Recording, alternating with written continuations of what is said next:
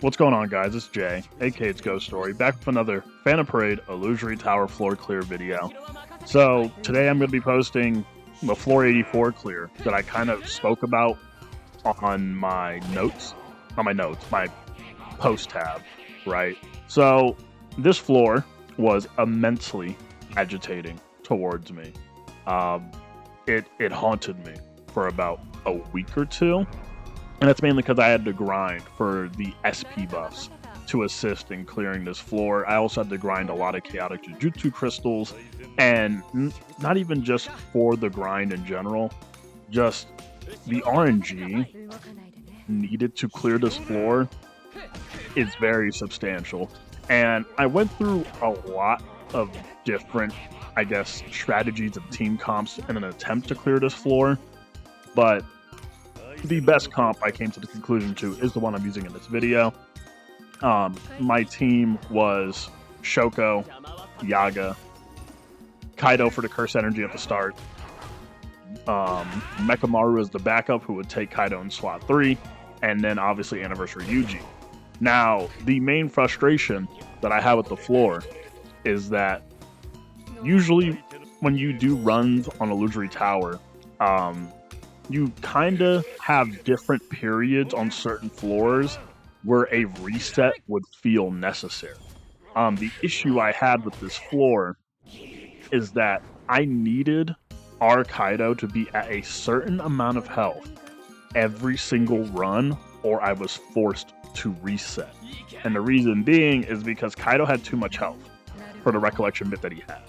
And he would have to get hit either twice by the big boss and not get hit by the little frog, or you'd have to get hit once by the big boss, once by the little frog, but he can't be hit 3 times on the exact same turn.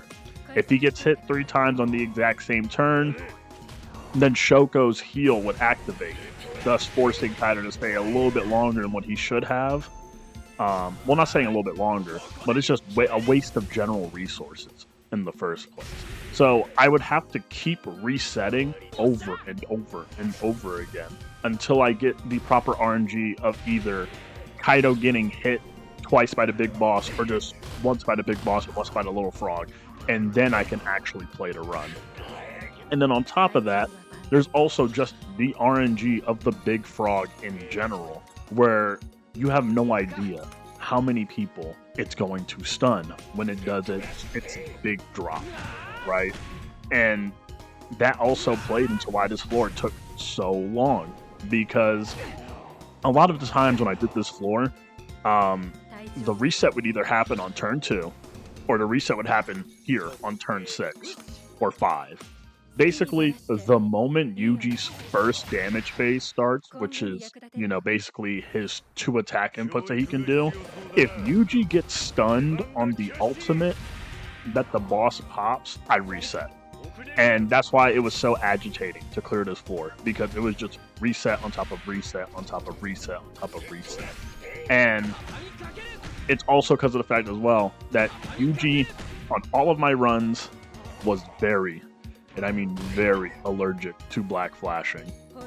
So in order for me to get a proper run, I had to really prioritize spamming out ultimate as much as possible, which is why I'm not using the new black flash recollection bit that the brand new Anniversary Yuji came with, because obviously Like-Minded Sisters gives more ult charge for hitting a crit in comparison to you using that other recollection bit where you get 100 ult gauge for a black flash. So I was kind of tired of relying on a black flash to get me ult gauge, and even then it was less ult gauge. And even though that recollection bit gave me a stronger ultimate on Yuji, to be completely honest, the ultimate in itself, yes, it was important, but the follow-ups after the ultimate played a bigger factor, because it was not just about popping a fat ultimate every single time. It's also equally as important that you hit crits while in the damage phases afterwards, so you have enough ult gauge to basically go straight back in the ult after your main damage rotation.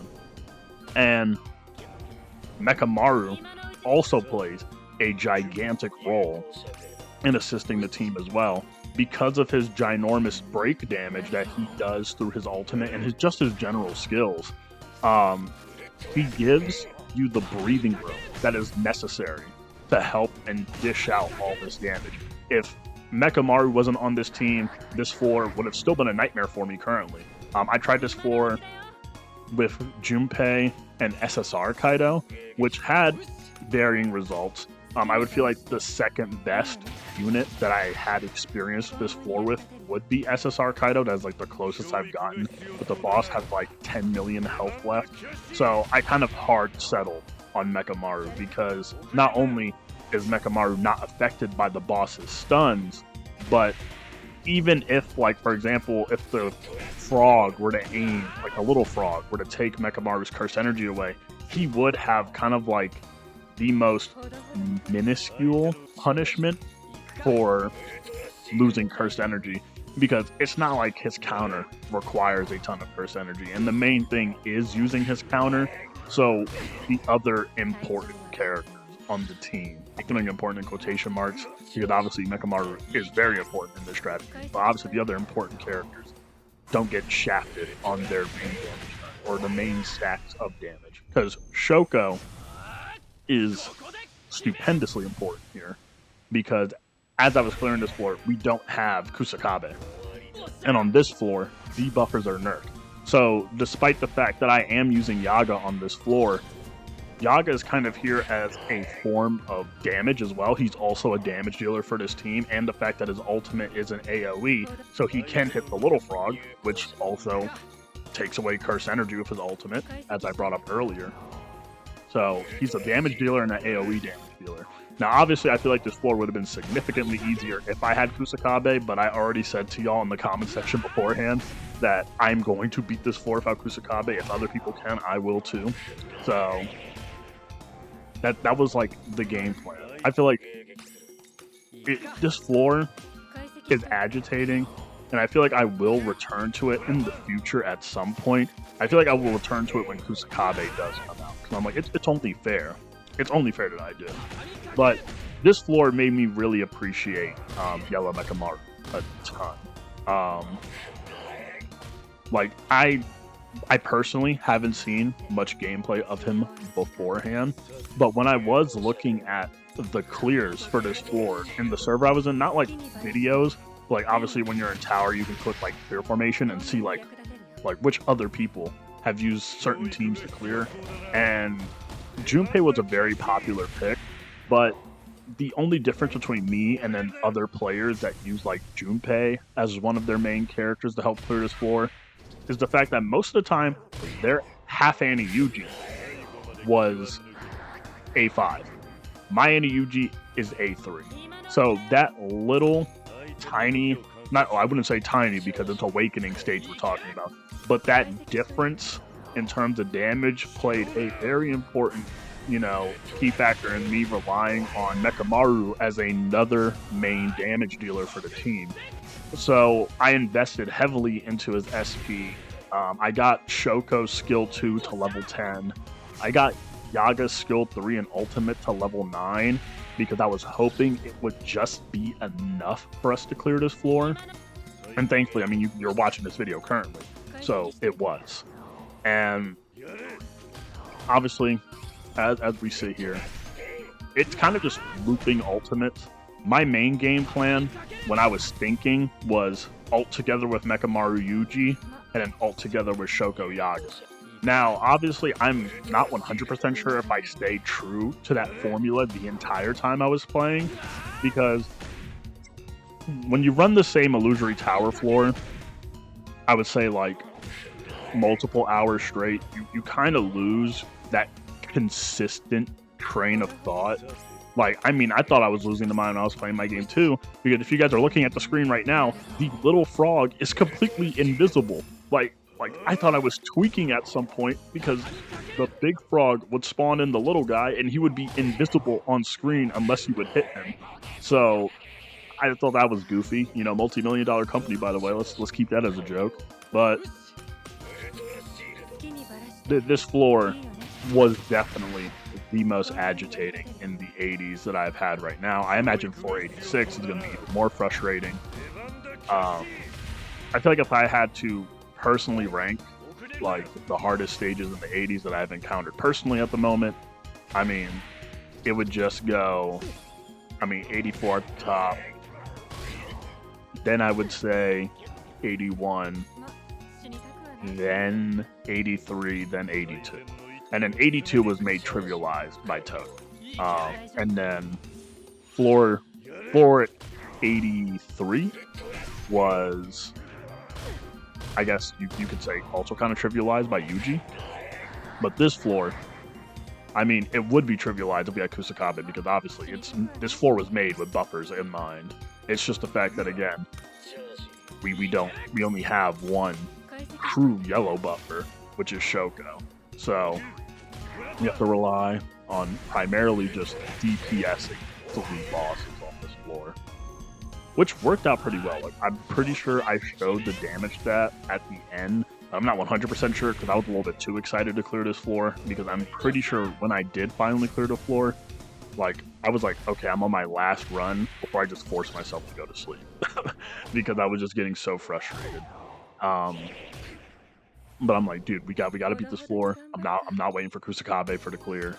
It's gotta happen. It's this run. But I would say this for all of you people that don't have yellow Shoko, man, is it cooked for y'all? Is it cooked?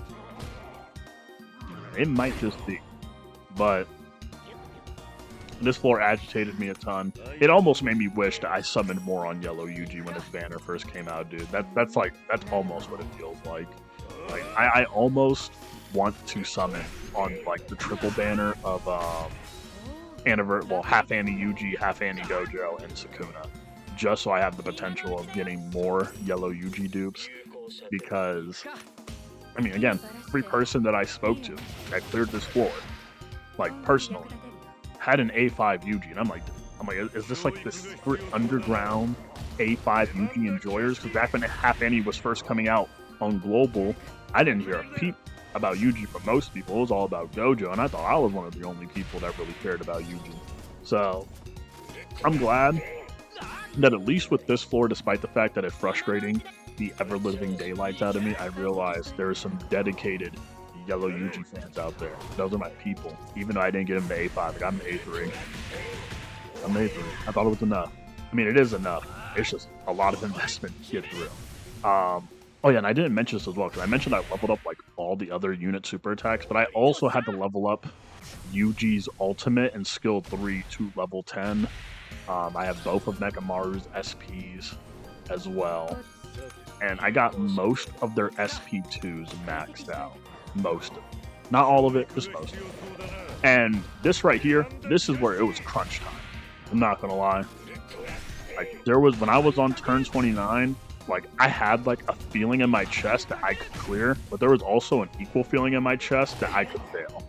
And that double AoE, oh my, that had me sweating. Like, it was do or die time. It was do or die. So, pop it on the gut, boom, smack. And then right here, I was like, bro, there's no way. And then the last punch did it in. Holy. And all my stress went away. I did initially start like yelling into my microphone in the original recording of this, but I muted it so I could do this post commentary over it. Like, I was in quite literal disbelief, which is why I didn't immediately go to check what the damage was, because I genuinely thought, like, oh man, like, maybe the last hit isn't going to do enough damage and I have to keep running the floor. So I'm pretty sure I'm going to open the damage stat soon. I'm pretty sure I'm still in disbelief as this video is still going, because gosh, man, this game sure knows how to humble a man with its unreasonable RNG. Like, if this was an emulated game, I would have save states for the entire floor, and there's the damage. Literally for a millisecond, if y'all could pause it. Holy, I was definitely off something there. But Mekamaru and Yuji combo helped clear the floor for me. Thank you guys for watching. If you enjoyed, please like, comment, subscribe. Join the Discord if you haven't. It'll be in the link down below in the description. It's been Jay. aka It's Ghost Story, and I will see you guys later.